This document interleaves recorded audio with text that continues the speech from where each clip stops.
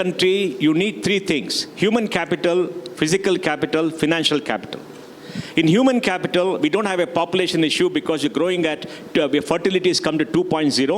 We're growing at 0.8%. The whole of the South has a fertility of 1.7. Punjab 1.6 because they seem to be going out somewhere else. And by 2035, one or two states in the South will actually shrink in population.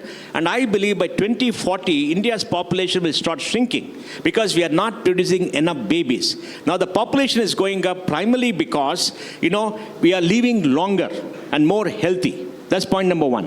Point number two, the big challenge for India is an aging population. We have 13 crore people above the age of 60 today. It'll go to 20 crore people above the age of 60 by 2030. China has about 25 crore going to 35 crore. So that issue we have to tackle. And if you look at education today, 1,200 universities, 55,000 colleges, 4.3 crore young people in college, 1 crore graduate every year, 28.7% gross enrollment rate, and we have more women graduating than men. In America, 56% of graduates are women. When more women graduate than men, the country changes and India is changing. And if you look at social groups, which I don't think politicians in Delhi look at data, and I would like him to talk about this data because they publish the data. Yes. If you look at who are the graduates, SC makes up 18.2% of population, I think, the last census. There are 16.2% of students in college. Tribals make up 8.2%, there are 6.2%. Backwards are 40% of population, 36% of students. And Muslims are 15%, only 5.2%, but that's because of bad community leadership. Mm-hmm. And all these communities, enrollment is growing at 6.2%. Enrollment is growing at 3.6% for the whole country. In another 5 to 6 years, we'll have 7.5 crore people in college with the GR going to 50.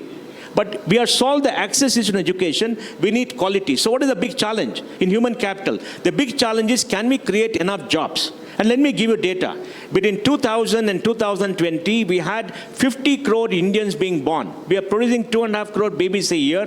Right now, it's come down to 2.3, and by 2030, it'll come down to 2 because it's coming down. They're all entering the workforce, 2.5 crores a year. 1.5, 1.6 crore required jobs. We are creating 1.6 crore jobs as per EPFO. But 80% of jobs pay only 20,000 rupees. We have to increase. So there is a lot of backlog. Today, 45% of the workforce is in agriculture. And in agriculture, remarkable thing has happened. Women make up 63% of workforce, men 37%, and more women are working. PLFS data says women are 45% of the workforce, and that's going up. There's a social churn taking place, and the need for number one priority for India, for Viksit Bharat, should be the creation of good quality jobs. We require different strategy.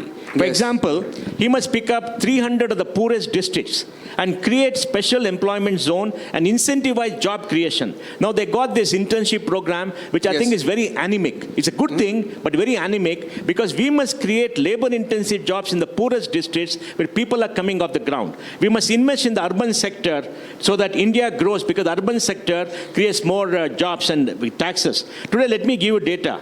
We spend 8 lakh crore as subsidies